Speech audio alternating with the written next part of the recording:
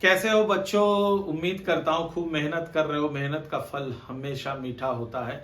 आपको किसी भी चैप्टर के अकाउंट्स और इकोनॉमिक्स के किसी भी चैप्टर में किसी भी टॉपिक में कोई भी डाउट हो, आप मेरे को कमेंट बॉक्स में कमेंट करके बताओ। मैं वो क्लास ज़रूर अपलोड करूँगा। ठीक है, उम्मीद करता हूँ इसी तरह से मेहनत करते रहो और खूब सफलता पाओ। कैसे हो बच्चों, उम्मीद कर रहा हूं कि काफी मेहनत कर रहे हो। आज Indian economy on the eve of independence का आखिरी क्लास है। बचे हुए टॉपिक्स को आइए पढ़ते हैं। तो सबसे पहला टॉपिक आज पढ़ेंगे हम लोग डेमोग्राफिक प्रोफाइल। इसका मतलब होता है स्टैटिस्टिकल डिटेल्स ऑफ पॉपुलेशन। इसमें आपको खास बात यह जानना है कि इंडिया का पहला सेंसस कब हेल्ड हुआ था। इंडिया का पहला सेंसस आया था 1881 में, अर्थात जनगणना आया था 1881 में। अब देखो यहाँ पे खास ईयर है जो बहुत इंपॉर्टेंट है, 1921। इसको हम लोग कहते हैं year of great divide. Year of great divide ऐसा क्यों? तो ऐसा है कि 1921 तक इंडिया का क्या था, high birth rate and high death rate. Before 1921 high birth rate and high death rate, जिस वजह से हमारा जो ग्रोथ ऑफ पॉपुलेशन था उसका जो रेट था वो काफी स्लो था। क्या था? काफी स्लो था। यानी जिस दर से लोगों की जन्म हो रही थी उसी दर से लोगों की मृत्यु भी हो रही थी। तो पॉपुलेशन का जो ग्रोथ था वो काफी स्लो था।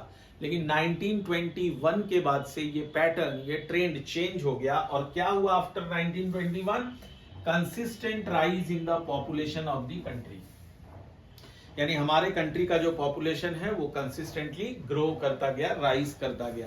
इसीलिए 1921 को कहा जाता है year of great divide. Clear है? ये इंपॉर्टेंट क्वेश्चन है, why 1921 is regarded as the year of great divide. तो आप समझ गए, आप आराम से इसका आंसर लिख सकते हैं। नेक्स्ट है सोशल डेवलपमेंट इंडिकेटर्स, जो आगे पढ़ना है। सोशल डेवलपमेंट इंडिकेटर्स यानी जो हमारे इकोनॉमिक डेवलपमेंट को इंडिकेट करता है, जैसे लिटरेसी रेट, ठीक है, इन्फेंट मोर्टेलिटी रेट वगैरह वगैरह, हेल्थ कंडीशंस किस तरह का था। तो इसके बारे में हम लोग को पढ़ना है कि आजादी के समय इस सब का कैसा अवस्था था। तो सबसे पहला बर्थ रेट और डेथ रेट की बात करें तो हाई बर्थ रेट था और हाई डेथ रेट था due to lack of medical facilities. हमारा डेथ रेट काफी ज्यादा था ड्यू टू इलिटरेसी, पॉवर्टी। हमारा बर्थ रेट भी काफी ज्यादा था। लो अच्छा, यहाँ पे एक चीज, नेक्स्ट जो चीज है वो है लो लिटरेसी रेट। अर्थात लो लिटरेसी रेट को अगर हम आंकड़ों में देखें, डेटा में देखें, तो वो लेस देन 16% था। सोचिए 100 में से केवल 16 व्यक्ति पढ़े लिखे थे। और अगर फीमेल्स की बात करें तो वो संख्या और कम थी। वो कितना परसेंट था? 7%। इसको याद रखना है, this is very important for MCQ questions.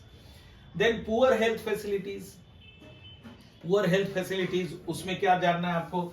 Lack of proper housing, lack of proper sanitation, lack of proper health care. इन सब से काफी बीमारियां भी फैलती थी हमारे गांव में। ठीक है, नेक्स्ट है हाई इन्फेंट मोर्टेलिटी रेट। इसका मतलब होता है, इन्फेंट मोर्टेलिटी रेट का मतलब होता है जन्म के बाद, after the birth of a children, birth of a child, 1 साल तक कितने बच्चों की मौत हो जाती थी। बर्थ के बाद 1 साल के बाद, बर्थ से 1 साल के अंदर कितने बच्चों की मौत होती थी, उसे हम लोग high infant infant mortality rate कहते हैं। और उस समय अगर इंडिपेंडेंस की बात करें तो इंडिया का वो इन्फेंट मोर्टेलिटी रेट काफी हाई था। और इसका एक आंकड़ा है, इसका एक डेटा, इसको याद रखना है। हर 1000 बच्चों में से 218 बच्चों की मौत 1 साल के अंदर हो जाती थी। क्लियर है? इसके बाद है लो लाइफ एक्सपेक्टेंसी। लाइफ एक्सपेक्टेंसी का मतलब है average number of years a person leave.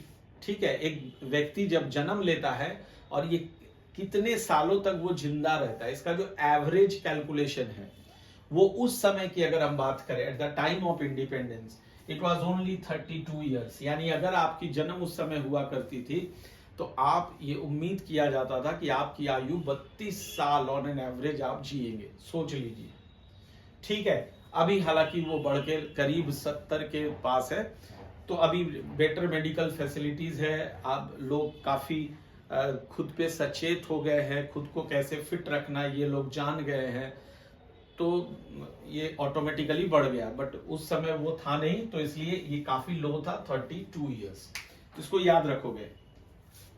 अब मैं आता हूं ऑक्यूपेशनल स्ट्रक्चर। ऑक्यूपेशनल स्ट्रक्चर 3 होता है, एक प्राइमरी सेक्टर, सेकेंडरी सेक्टर और तीसरे नंबर पे आता है टर्शियरी सेक्टर। प्राइमरी सेक्टर बोले तो एग्रीकल्चर सेक्टर, सेकेंडरी सेक्टर बोले तो इंडस्ट्रियल सेक्टर, मैन्युफैक्चरिंग सेक्टर, और टर्शियरी सेक्टर बोले तो सर्विस सेक्टर। देखते हैं क्या हाल था उस समय। प्राइमरी सेक्टर की बात करें तो 70 to 75% of India population was engaged in primary sector. जो इंडिया का टोटल वर्क फोर्स था उसका 70 to 75% प्राइमरी सेक्टर में एंगेज था, खेती में एंगेज था। स्वाभाविक है, इंडस्ट्रीज बंद हो गया था, अंग्रेज तो हमारे हैंडीक्राफ्ट इंडस्ट्रीज को डिक्लाइन कर दिया था। अब वहां से पॉपुलेशन कहां भाग रही थी? एग्रीकल्चर की तरफ। तो एग्रीकल्चर में बहुत ज्यादा बर्डन था। सेकेंडरी सेक्टर में only 10% of the work force was engaged. Industrial sector हमारा मजबूत था ही नहीं, आपने पढ़ा है स्लो ग्रोथ ऑफ इंडस्ट्रीज, तो बहुत कम था इंडस्ट्रीज, जिस वजह से लोग भी इसमें कम थे। Tertiary sector 15 to 20%। Service sector, railways आने के बाद इस सेक्टर में एम्प्लॉयमेंट बढ़ा था। ठीक है, अब इससे क्या कंक्लूजन निकलता है? ये जो डेटा मैंने दिया इससे कंक्लूजन क्या निकलता है? प्रीडोमिनेंस ऑफ एग्रीकल्चर, एग्रीकल्चर काफी उसमें ज्यादा बर्डन था, इसलिए प्रीडोमिनेंस ऑफ एग्रीकल्चर क्या कहा गया इसको। और जिस कंट्री में एग्रीकल्चर में ज्यादा से ज्यादा लोग एंगेज रहते हैं, एग्रीकल्चर बैकबोन होता है जिस कंट्री का, वो कंट्री बैकवर्ड होता है। तो ये आप याद रखोगे, ये बैकवर्ड था। नाउ अनबैलेंस्ड ग्रोथ, ये सीधा शो कर रहा अनबैलेंस्ड ग्रोथ, किसी में ज्यादा है, किसी में बहुत कम है, किसी में और भी कम है, तो इसको अनबैलेंस्ड ग्रोथ कहते हैं। जब तीनों में इक्वली डिस्ट्रीब्यूट हो जाए वर्कफोर्स, इक्वली तो पॉसिबल नहीं है बट थोड़ा बहुत गैप रहे, तो उसको बैलेंस्ड ग्रोथ हम लोग कह सकते हैं। देन आता है ग्रोइंग रीजनल वेरिएशन। इंडिया में कुछ स्टेट्स ऐसा था जहां पे एग्रीकल्चर में डाउनफॉल हो रहा था और इंडस्ट्री बढ़ रहा था। कुछ स्टेट्स ऐसा था जहां पे उल्टा हो रहा था, एग्रीकल्चर बढ़ रहा था। तो देखते हैं कौन कौन सा स्टेट है, इसकी नाम आप अच्छे से याद रखोगे। तमिलनाडु, आंध्र प्रदेश, केरला, कर्नाटका, महाराष्ट्र, वेस्ट बंगाल, इसमें एग्रीकल्चर गिर रहा था और इंडस्ट्रीज बढ़ रहा था। ठीक है, ये आपको याद रखना है, इसमें समझने का कुछ नहीं है, रटने का चीज है, इसको दिमाग में रखना है। उड़ीसा, राजस्थान, पंजाब, ये 3 राज्य ऐसे थे जहां पे एग्रीकल्चर बढ़ रहा था, एग्रीकल्चर बूम हो रहा था, बढ़ रहा था। अब आते हैं इंफ्रास्ट्रक्चर की बात करते हैं। नेक्स्ट जो टॉपिक है हमारा वो है इंफ्रास्ट्रक्चर। इंफ्रास्ट्रक्चर में यूं तो सबसे ज्यादा इंपॉर्टेंट रेलवेज है, बट पहले हम लोग देखते हैं रोडवेज के बारे में, रोड्स के बारे में। क्या कहता है? Roads was not satisfactory, maximum कच्चे रोड थे, अंग्रेज कभी उस पर ध्यान दिया ही नहीं। बिल्ट टू मोबिलाइज आर्मी, जहां पे भी रोड इन्होंने बनवाया वो केवल आर्मी के मोबिलाइजेशन के लिए, आर्मी के आने जाने के लिए, और दूसरा रॉ मटेरियल को विलेजेस से रेलवे स्टेशन तक ट्रांसपोर्ट करने के लिए। इसी पे जहां जहां इसकी जरूरत थी वहां उसने रोड बना दिया।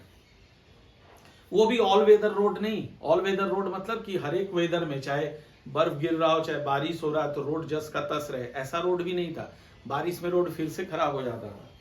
Next, acute shortage of all weather metal roads, इसको याद रखिएगा रोडवेज में। अब आता हूं रेलवेज में। रेलवेज में सबसे इंपॉर्टेंट आंकड़ा है इंट्रोड्यूस्ड इन 1850। रेलवे को इंट्रोड्यूस 1850 में किया गया था, लेकिन रेलवे ने अपना ऑपरेशन कब से शुरू किया था? 1853। फिर आता है positive effects of railways. Railways का पॉजिटिव इफेक्ट्स क्या था? चीप एंड रैपिड ट्रांसपोर्ट, बहुत जल्दी हम बहुत दूर तक बहुत सस्ते में पहुंच जाते थे। दूसरा, प्रमोटेड नेशनल यूनिटी। पहले क्या था ना, जब रेलवेज नहीं था तो हम बैलगाड़ी से बहुत ज्यादा दूर दूर तक सफर नहीं कर सकते थे। तो अब क्या था, रेलवे के आने से कलकत्ते के लोग गुजरात चले गए, गुजरात के लोग मुंबई चले गए, मुंबई के लोग कन्याकुमारी चले गए। ठीक है ना, तो इससे यूनिटी बढ़ गया, लोगों में यूनिटी बढ़ गया, लोग एक दूसरे के कल्चर के बारे में जानने लगे। क्रिएटेड एम्प्लॉयमेंट अपॉर्चुनिटीज, रेलवे के आने के बाद एम्प्लॉयमेंट अपॉर्चुनिटीज ऑटोमेटिकली बढ़ गया। प्रोमोटेड फॉरेन ट्रेड, अब रॉ मटेरियल बहुत आसानी से हम गांव से रेलवे स्टेशन तक ले आते थे, रेलवे स्टेशन से फिर शिप यार्ड तक, फिर वहां से ब्रिटेन पहुंच जाता था, और फिर जब विदेशों से हमारा सामान आता था तो वो भी गांव गांव तक फैल जाता था। तो इसलिए फॉरेन ट्रेड में को प्रमोशन मिला, इंपोर्ट और एक्सपोर्ट इससे प्रमोट हुआ। और फिर encourage the process of industrialisation. भाई इंडस्ट्रियलाइजेशन के लिए क्या चाहिए होता है? Raw material. तो बड़ी आसानी से रेलवे के थ्रू रॉ मटेरियल हम गांव से इंडस्ट्रीज तक लाते थे। ठीक है, I hope this is absolutely clear.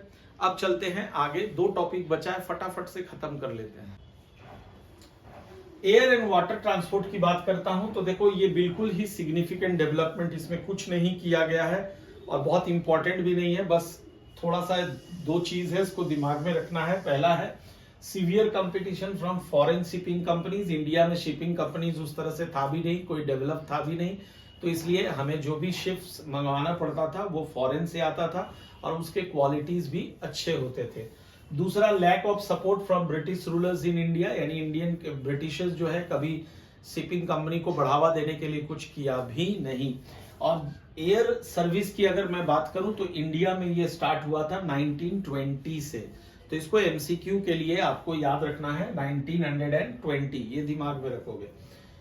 Then आता है कम्युनिकेशन। कम्युनिकेशन का एक ही चीज था उस समय और वो था हमारा पोस्ट ऑफिस। और ये जो मॉडर्न पोस्टल सिस्टम आप देखते हो, अपने चारों तरफ जो पोस्ट ऑफिस देखते हो, ये सिस्टम चालू किया गया था 1837 में। Very important for your MCQ questions. फिर आता है, अब पूरे चैप्टर में हम लोगों ने ब्रिटिशर्स को खूब गाली दिया, उनको उनके नेगेटिव इंपैक्ट्स को पढ़ा, लेकिन कुछ पॉजिटिव इंपैक्ट्स भी था ब्रिटिशर्स का, वो अभी हम लोग देख लेते हैं क्या क्या था। सबसे पहला इफेक्टिव एडमिनिस्ट्रेशन था। इफेक्टिव एडमिनिस्ट्रेशन यानी हमारे यहाँ के जो पॉलिटिशियंस थे उनके लिए ब्रिटिशर्स एक रेडी रेकॉनर थे, यानी ब्रिटिशर्स का जितना भी ऑफिशियल वर्क होता था, एडमिनिस्ट्रेशन वर्क होता था, वो काफी ऑर्गेनाइज्ड तरीके से होता था।